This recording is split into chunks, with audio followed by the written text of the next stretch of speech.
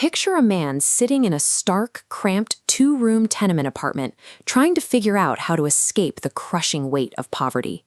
He engineered a massive escape route.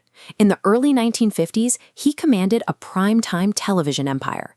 Dozens of precision dancers, huge live orchestras, and lavish spectacles, all centered around his sheer gravity as a showman. Herbert John Gleason crafted a public persona of invincibility. He adopted the title The Great One, projecting a sense of command that signaled he owned every room he walked into. But that confidence grew from a fractured foundation. When he was 9 years old, his alcoholic father walked out the door and never returned. A decade later, his mother died, leaving him with exactly 36 cents. Earning laughs on a stage became the only way to fill the void of his Brooklyn youth. He built a massive infrastructure of television, music, and cinema. Yet, for all the extravagance of his variety shows, he would ultimately be defined by a character trapped in the exact same Brooklyn struggle he had worked to leave behind. By the time he secured an $11 million contract with CBS, Gleason had established total control over his production.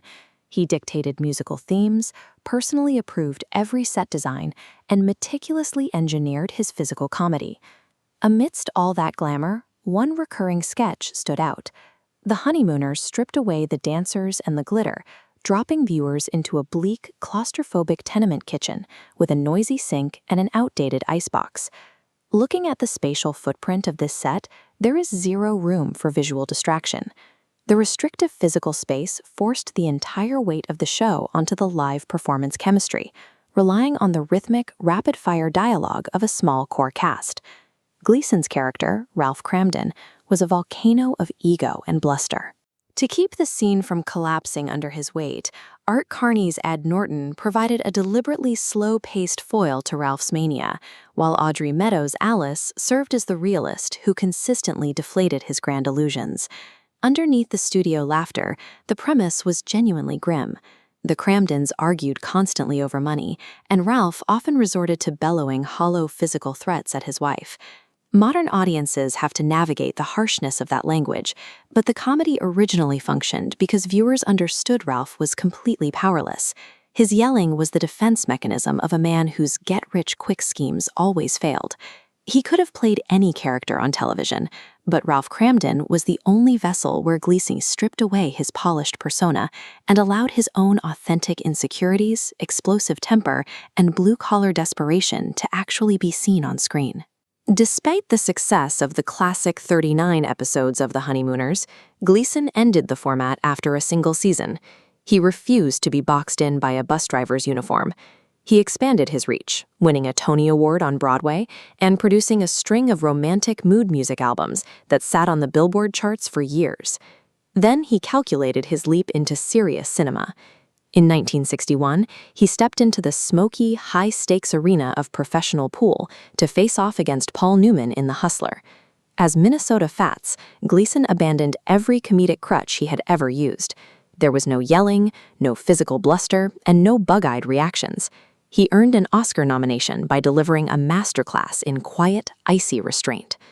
Mastering a dramatic film or a gold record album served a deeper purpose. It validated the title of The Great One, putting as much distance as possible between himself and the grim Brooklyn reality that Ralph Kramden represented. He proved his versatility again a decade later, taking on the role of Sheriff Buford T. Justice in the Smokey and the Bandit franchise. Gleason translated his trademark slow-burn facial reactions and rapid-fire insults into a completely new comedic archetype for a 1970s audience. Yet, the man orchestrating all of this success was incredibly divided. On stage, he commanded intense discipline, utilizing a photographic memory to shoot live television with barely any rehearsals. Off-camera, his life was defined by deep excess, volatility, and a massive appetite for alcohol and lavish spending. As his career stretched on, a creative reality set in. Despite his massive power and wealth, he constantly retreated to his comfort zone. After moving his production headquarters to Miami Beach, he spent years cycling through the exact same formulas, sketches, and characters he had built during his 1950s peak. When you look at the totality of his output, the hit albums, the dramatic cinema, the sprawling variety hours, it reveals a fascinating irony. Out of everything he created, society chose to immortalize him right outside a Manhattan bus terminal, frozen in bronze as a frustrated transit worker.